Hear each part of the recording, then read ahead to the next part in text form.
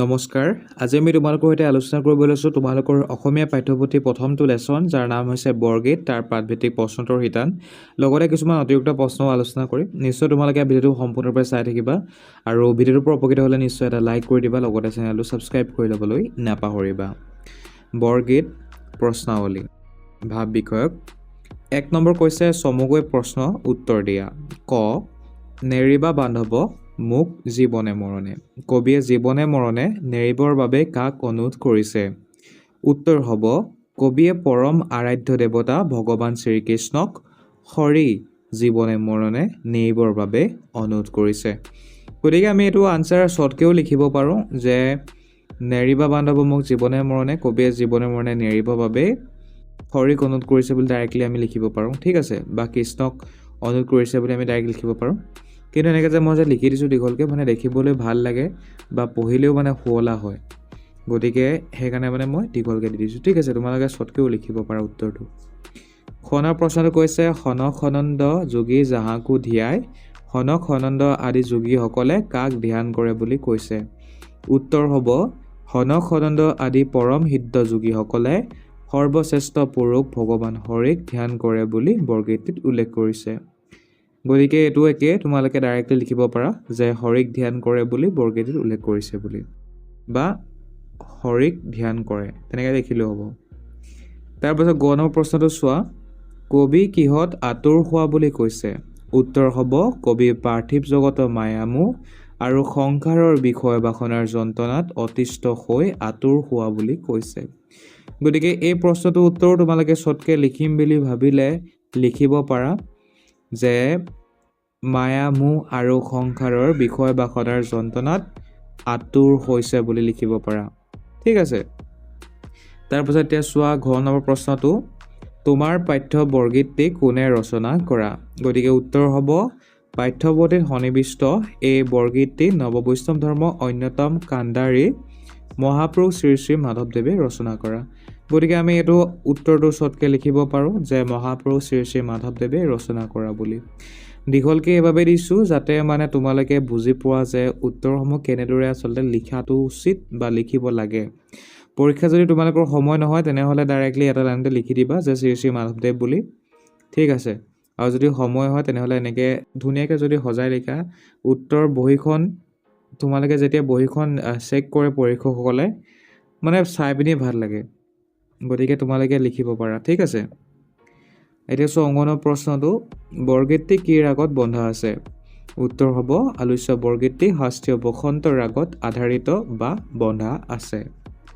তাৰ পাছত প্ৰথম প্ৰশ্নটো কৈছে কবিয়ে বান্ধৱ বুলি কাক সম্বোধন কৰিছে উত্তৰ হ'ব ভগৱান হৰিক দ্বিতীয় চটো কৈছে মোৰ পাশ মানে কি উত্তৰ হ'ব মায়াৰ বন্ধন বা সাংসাৰিক আসক্তি আৰু এটা কথা তোমালোকে মনত ৰাখিবা শৰ্টকৈ লিখিলেও যে আমি কমকৈ মাৰ্কছ পাম নেকি বহুতৰে ডাউট থাকে এয়া দেখিছা তোমালোকে ওপৰত প্ৰশ্ন উত্তৰকেইটা মই অলপ দীঘলকৈ লিখিলোঁ কিন্তু এই প্ৰশ্নটো উত্তৰ মই মাত্ৰ উত্তৰটোহে লিখিছোঁ মানে কাক কৈছে সম্বোধন কৰিছে বান্ধৱ বুলি মাত্ৰ লিখি দিছোঁ যে ভগৱান হৰিক বুলি গতিকে এনেকৈও যদি আমি ডাইৰেক্ট লিখোঁ যদি 1 নম্বৰ থাকে পৰীক্ষাত তেনেহ'লে তোমালোকে 1 নম্বৰ 100% পাবা ঠিক আছে নেকাটে তোমালোকক আৰু যদি 2 নম্বৰ থাকে তেনেহ'লে তোমালোকে 2 নম্বৰে পাবা যদি উত্তৰটো এইটোৱে হয় মেইনলি ঠিক আছে বাকী যদি তোমালোকৰ ওচৰত টাইম বহুত বেছি থাকে তেতিয়া মানে লিখি দিব পাৰা তেতিয়া দেখিবৰ কাৰণেও ভাল হয়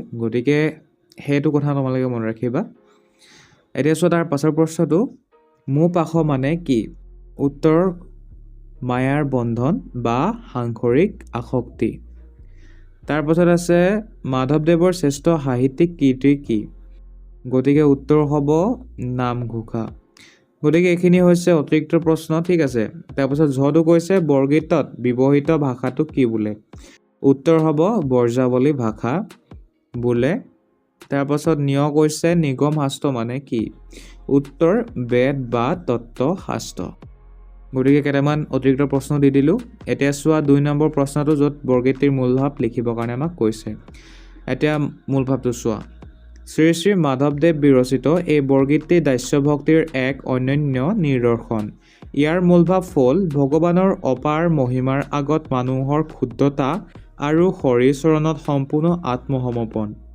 কবিয়ে ইয়াত ভগৱান হৰিক সৰ্বশক্তিমান হিচাপে চিত্ৰিত কৰিছে, যাৰ মহিমা সনক সনন্দৰ দৰে যোগীয়ে ধ্যান কৰিও শেষ কৰিব নোৱাৰে আৰু বেদ শাস্ত্ৰই যাৰ সীমা বিচাৰি নেপায়। তেনে জনা ঈশ্বৰক এজন সাধাৰণ মানুহে উপলব্ধি কৰা কঠিন। কবিয়ে অনুভৱ কৰিছে যে সংসাৰৰ মায়ামোহ আৰু বিষয় বাসনাই তেওঁক জুৰুলা কৰিছে। এই দুখৰ সাগৰৰ পৰা পৰিত্ৰাণ পাবলৈ হৰিৰ চৰণ কমলেই হ'ল একমাত্ৰ উপায়। ভক্তৰ বাবে ভগৱানৰ চৰণেই হ'ল শ্ৰেষ্ঠ সম্পদ আৰু জীৱনৰ মূল আধাৰ। শেষত কবিয়ে নিজকে দাসৰো দাস বুলি জ্ঞান কৰি এই মোহপাশৰ পৰা মুক্তি বিচাৰি ভগৱানৰ চৰণত শৰণাপন্ন হৈছে। গতিকে এয়া আছিলে মূল ভাৱটো, তোমালোকে লিখি ল'বা। এতিয়া চোৱা ৰচকৰ পৰিচয়, বৰগীতটি। এতিয়া উত্তৰ মন কৰা। বৰগীতটিৰ ৰচক হ'ল মহাপুৰুষ শ্ৰী শ্ৰী মাধৱদেৱ। তেওঁৰ জন্ম 1498 চনত উত্তৰ লখিমপুৰৰ নাৰায়ণপুৰৰ লেটেকু পুখুৰীত হৈছিল। তেওঁৰ পিতৃ গোবিন্দগিৰি ভূঞা আৰু মাতৃ মনোৰমা। তেওঁ মহাপুৰুষ শংকৰদেৱৰ প্ৰিয় শিষ্য আছিল। মাধৱদেৱৰ সাহিত্যিক জীৱনৰ শ্ৰেষ্ঠ কীৰ্তি হ'ল নামঘোষা। তেওঁৰ আন উল্লেখযোগ্য ৰচনাসমূহ হ'ল ৰাজহুই কাব্য, ভক্তি ৰত্নাৱলী, চু ধৰা, পিম্পৰা গুচোৱা আদি। তেওঁ ভক্তি ধৰ্মক সাধাৰণ মানুহৰ মাজলৈ নিবলৈ ঘৰুৱা ভাষা আৰু ব্ৰজাৱলী ভাষাৰ সুন্দৰ প্ৰয়োগ কৰিছিল। গতিকে ছাত্ৰ ছাত্ৰীসকল তোমালোকে ইমান ডোখৰ লিখিলে হ'ব, ঠিক আছে, লিখি ল'বা। এতিয়া চোৱা 4 নম্বৰখিনি ব্যাখ্যা কৰা। ক কৈছে সহস্ৰ বয়নে যাৰ নপাৱন্ত সীমা, অধমে জানিব কেনে তোমাৰ মহিমা। উত্তৰ চোৱা উক্ত পদফাকি আমাৰ পাঠ্যপুথিৰ অন্তৰ্গত মহাপুৰুষ শ্ৰী শ্ৰী মাধৱদেৱ বিৰচিত বৰগীতটিৰ পৰা উদ্ধৃত কৰা হৈছে। ভগৱানৰ অনন্ত মহিমাৰ তুলনাত মানুহৰ অজ্ঞতা আৰু সীমাবদ্ধতা প্ৰকাশ কৰিবলৈ কবিয়ে এই মন্তব্য কৰিছে। কবিয়ে কৈছে যে জগতৰ স্বামী ভগৱান হৰি মহিমা অসীম। পৌৰাণিক বিশ্বাস অনুসৰি সহস্ৰ মুখ থকা অনন্ত নাগেও তেওঁৰ গুণ বৰ্ণনা কৰি শেষ কৰিব পৰা নাই। য'ত দেৱ যোগী সকলোৱে ঈশ্বৰৰ আদি অন্ত বিচাৰি ব্যাকুল হয়, তেনেস্থলত কবিৰ দৰে এজন জ্ঞানহীন মায়াবদ্ধ অধম মানুহে তেওঁৰ বিৰাট স্বৰূপক বুজি পোৱাটো অসম্ভৱ। ইয়াৰ জৰিয়তে মাধৱদেৱৰ পৰম বিনয় আৰু ঈশ্বৰৰ প্ৰতি থকা অগাধ ভক্তি প্ৰকাশ পাইছে। গতিকে ক নম্বৰৰ ব্যাখ্যাটো তোমালোকে ইমান ডোখৰ লিখিলে হ'ব, লিখি ল'বা, ঠিক আছে। এতিয়া চোৱা খ নম্বৰটো। আতুৰ ভৈলুহু হৰি বিষয় বিকলে, কৰিও উদ্ধাৰৰ মোক চৰণ কমলে। গতিকে উত্তৰ মন কৰা। উক্ত পদফাকি আমাৰ পাঠ্যপুথি শ্ৰী শ্ৰী মাধৱদেৱ বিৰচিত বৰগীত পাঠটিৰ পৰা লোৱা হৈছে। সাংসাৰিক দুখ কষ্টৰ পৰা পৰিত্ৰাণ পাবলৈ কবিয়ে ভগৱানৰ ওচৰত কৰা প্ৰাৰ্থনা ইয়াত প্ৰতিফলিত হৈছে। এই সংসাৰ মায়াৰে ভৰা। মানুহে পাৰ্থিৱ সুখ আৰু ভোগ বিলাসৰ পিছে পিছে দৌৰি অৱশেষত মানসিক অশান্তি আৰু যন্ত্ৰণাত ভোগে। কবিয়ে অনুভৱ কৰিছে যে তেওঁৰ এই বিষয় বিকল অৰ্থাৎ সাংসাৰিক মায়ামোহত পৰি দিশহাৰা হৈ পৰিছে। এই দুখৰ সাগৰৰ পৰা হাত সাৰিবলৈ তেওঁৰ হাতত কোনো শক্তি নাই। সেয়েহে তেওঁ ভগৱানৰ পদুমৰ দৰে পবিত্ৰ চৰণত আশ্ৰয় ভিক্ষা কৰিছে। কবিয়ে বিশ্বাস কৰে যে একমাত্ৰ ভগৱানৰ চৰণত শৰণাপন্ন হ'লেহে মানুহে সংসাৰৰ যন্ত্ৰণাৰ পৰা মুক্তি পাব পাৰে। এতিয়া চোৱা গ নম্বৰৰ প্ৰশ্নটো। তোমাৰ চৰণ দুই মোৰ মহাধন, ভকত জনেৰ নিজ তুমিহে জীৱন। এতিয়া প্ৰথমতে তোমালোকে প্ৰসংগ লিখি ল'বা, ঠিক আছে। উক্ত পদফাকি আমাৰ পাঠ্যপুথি শ্ৰী শ্ৰী মাধৱদেৱ বিৰচিত বৰগীত পাঠটিৰ পৰা লোৱা হৈছে বুলি এনেকৈ লিখিবা প্ৰসংগ। ওপৰতো আমি তেনেদৰে লিখিছোঁ, নিশ্চয় দেখিছা। তাৰ পাছত লিখিব লাগে সংগতি। গতিকে সংগতিটো এতিয়া চোৱা। ভকতৰ বাবে ভগৱানৰ চৰণ সেৱাই যে জীৱনৰ সৰ্বোচ্চ আৰু একমাত্ৰ পৰম সম্পদ, সেই কথা প্ৰকাশ কৰিবলৈকে কবিয়ে এনেদৰে কৈছে। গতিকে এই লাইনটো হৈছে সংগতি, ঠিক আছে। ব্যাখ্যা কৰাত আমি লিখিব লাগে, লিখি ল'বা তোমালোকেও। সংসাৰৰ সকলো পাৰ্থিৱ ধন সম্পত্তি খন্তেকীয়া, কিন্তু এজন প্ৰকৃত ভকতৰ বাবে ভগৱানৰ চৰণত লাভ কৰা আশ্ৰয়হে প্ৰকৃত আৰু অক্ষয় সম্পদ বা মহাধন। যিদৰে পানী অবিহনে মাছ জীয়াই থকাটো অসম্ভৱ, তেনেদৰে এজন একান্ত ভক্তৰ বাবেও ভগৱান হ'ল তেওঁৰ জীৱনৰ একমাত্ৰ আধাৰ আৰু প্ৰাণস্বৰূপ। কবিয়ে ইয়াত বুজাব বিচাৰিছে যে ভগৱান আৰু ভক্ত সম্পৰ্ক অবিচ্ছেদ্য আৰু হৰিৰ চৰণতেই ভক্ত পৰম শান্তি নিহিত হৈ থাকে বা নিহিত থাকে। গতিকে এতিয়া চোৱা 5 নম্বৰ প্ৰশ্নটো। খনক খনন্দ যোগী যাহাকো ধিয়াই সকল নিগমে যাক বিচাৰি নপায়। তাৎপৰ্য বিচাৰ কৰা। এই পদফাঁকিৰ জৰিয়তে মাধৱদেৱে ভগৱানৰ দুৰ্লভ আৰু মহান স্বৰূপটো তাৎপৰ্য ব্যাখ্যা কৰিছে। এইখিনিতে মন কৰা তোমালোকে ইয়াত পদফাঁকি শব্দটো ভুল হৈ আছে, কাৰণ ওপৰত আমি চন্দ্ৰবিন্দুটো লিখিছোঁ।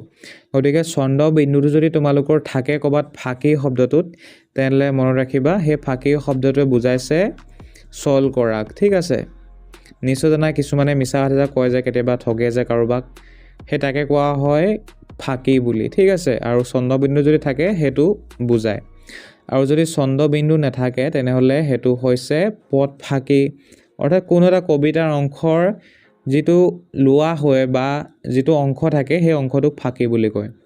ঠিক আছে, চন্দ্ৰবিন্দু নাথাকিলে কয়।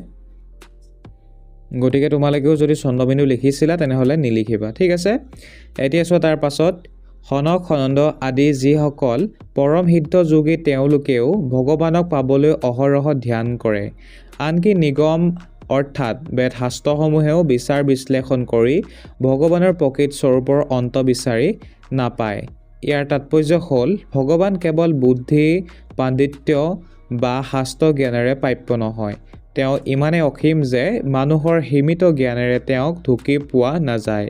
কিন্তু একেজন ঈশ্বৰে আকৌ ভক্তিৰ ওচৰত অতি সহজ। য'ত জ্ঞান আৰু যোগ বিফল হয় তাত নিৰ্মল ভক্তি আৰু আত্মসমৰ্পণেৰে ভগৱানক হৃদয়ত অনুভৱ কৰিব পাৰি। গতিকে এয়া আছিলে তাৎপৰ্য বিচাৰ কৰা, লিখি ল'বা। এতিয়া 6 নম্বৰ প্ৰশ্নটো, বৰগীতৰ 4টা লক্ষণৰ বিষয়ে লিখা। গতিকে আমি পইণ্ট ৱাইজ লিখিছোঁ, তোমালোকে পইণ্ট ৱাইজ নিলিখি পিনি ডাইৰেক্টো লিখি দিব পাৰা। ঠিক আছে, গতিকে প্ৰথমটো লিখিছোঁ আমি ৰাগ তাল যুক্ত। বৰগীতসমূহ শাস্ত্ৰীয় সংগীতৰ এক বিশেষ শৈলী। প্ৰতিটো বৰগীতত নিৰ্দিষ্ট ৰাগ আৰু তালত আধাৰিত। তাৰ পাছত ব্ৰজাৱলী ভাষা। এই গীতসমূহ এক বিশেষ সাহিত্যিক ভাষা ব্ৰজাৱলীত ৰচিত, যিটো শ্ৰুতিমধুৰ আৰু গাম্ভীৰ্যপূৰ্ণ। তাৰ পাছত আধ্যাত্মিক বিষয়বস্তু। বৰগীতত মূলতঃ ভগৱানৰ মহিমা, ভক্তিৰ মাহাত্ম্য, সংসাৰৰ নশ্বৰতা আৰু আধ্যাত্মিক উপদেশ নিহিত থাকে। তাৰ পাছত নিৰ্দিষ্ট ৰচক। কেৱল মহাপুৰুষ শ্ৰীমন্ত শংকৰদেৱ আৰু শ্ৰী শ্ৰী মাধৱদেৱে ৰচনা কৰা গীতসমূহকেহে বৰগীত হিচাপে গণ্য কৰা হয়। গতিকে এইকেইটা তোমালোকে লিখি দিবা বৰগীতৰ লক্ষণ। ঠিক আছে, এতিয়া চোৱা তাৰ পাছত ভাষা বিষয়ক। 1 নম্বৰ কৈছে তলত দিয়া শব্দকেইটাৰ আধুনিক ৰূপ লিখা। নপাৱন্ত কেনে ভৈলুহু তুমিহে জনেৰ কহয়। নপাৱন্ত মানে হৈছে নাপায়, কেনে হ'লে হ'ব কেনেকৈ, ভৈলুহু হ'লে হ'ব হলু, তুমিহে হ'লে হ'ব তুমিয়ে, জনেৰ হ'লে হ'ব জনৰ, কহয় হ'লে হ'ব কয়। এতিয়া চোৱা 2 নম্বৰ ব্ৰজাৱলী ভাষাৰ বৈশিষ্ট্যসমূহ উল্লেখ কৰা।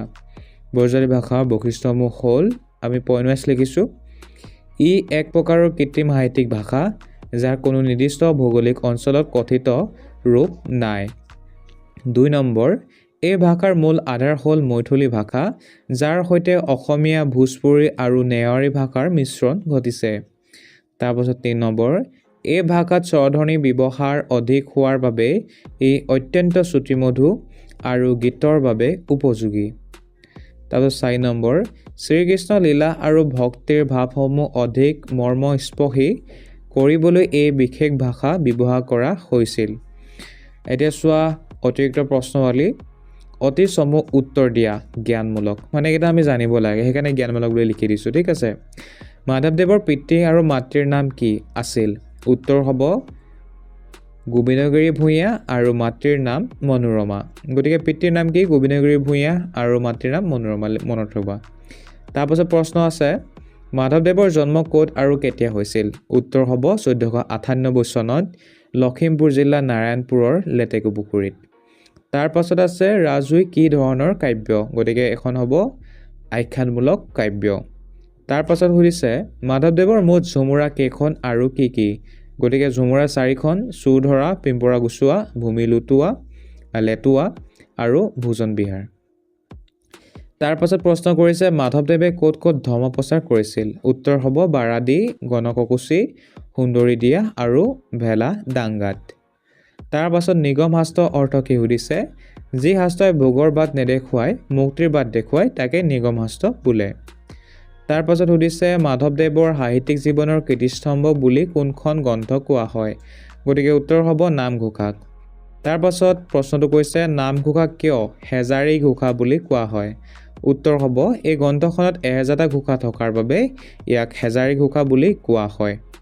তাৰ পাছত আছে শংকৰদেৱে কিমান বৰগীত ৰচনা কৰিছিল বুলি চৰিত পুথিত উল্লেখ আছে? গতিকে 12 কুৰি অৰ্থাৎ 240টা বৰগীত ৰচনা কৰিছিল বুলি উল্লেখ আছে। তাৰ পাছত আছে প্ৰশ্নটো বৰগীতত ব্যৱহৃত হোৱা ভাষাৰ নাম কি? উত্তৰ হ'ব ব্ৰজাৱলী ভাষা। তাৰ পাছত প্ৰশ্নটো কৈছে মাধৱদেৱে ৰচনা কৰা একমাত্ৰ নাটখনিৰ নাম লিখা। গতিকে উত্তৰ হ'ব অৰ্জুন ভজন বা দধি মথন। এতিয়া চোৱা 2 নম্বৰ প্ৰশ্ন সংক্ষিপ্ত উত্তৰ দিয়া বোধমূলক। বৰগীত ভাষাৰ বিশেষত্ব কি? গতিকে উত্তৰ হ'ব বৰগীত ভাষা হ'ল ব্ৰজাৱলী। এই ভাষা স্বৰধ্বনিৰ অধিক প্ৰয়োগৰ বাবে শুনিবলৈ অতি শুৱলা বা শ্ৰুতিমধুৰ। ই এক কৃত্ৰিম সাহিত্যিক ভাষা। তাৰ পাছত প্ৰশ্নটো কৈছে সহস্ৰ বয়নে যাৰ নপা অন্তসীমা কথাষাৰৰ অৰ্থ কি? ইয়াত সহস্ৰ বয়ন বুলি অনন্ত নাগক বুজোৱা হৈছে। অনন্ত নাগে হাজাৰ মুখেৰে ভগৱানৰ গুণ বৰ্ণনা কৰিও অন্ত বা সীমা বিচাৰি নাপায়, অৰ্থাৎ ভগৱানৰ মহিমা অপাৰ। তাৰ পাছত চোৱা কবিয়ে নিজকে কিয় অধম বুলি অভিহিত কৰিছে? উত্তৰ হ'ব ভগৱানৰ অনন্ত মহিমাৰ তুলনাত এজন সাধাৰণ মানুহ অতি তুচ্ছ।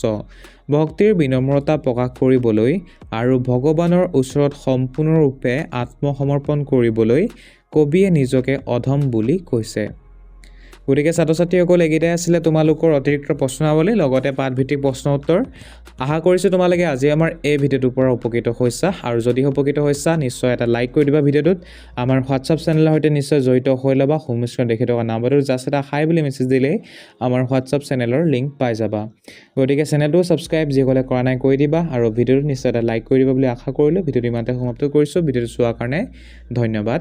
জয় অসম।